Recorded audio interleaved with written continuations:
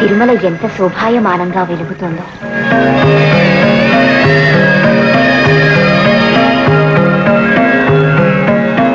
ఇక్కడ సెలయేళ్ళు గలగలమని పారు హరిహరి అని పాడుతాయి.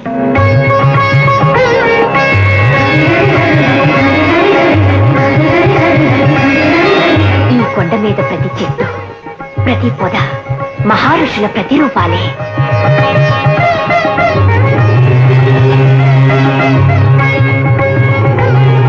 సకల క్షేత్రాలు, అఖిల పుణ్య నదులు అన్నీ ఈ కొండలోనే అలరారుతున్నాయి.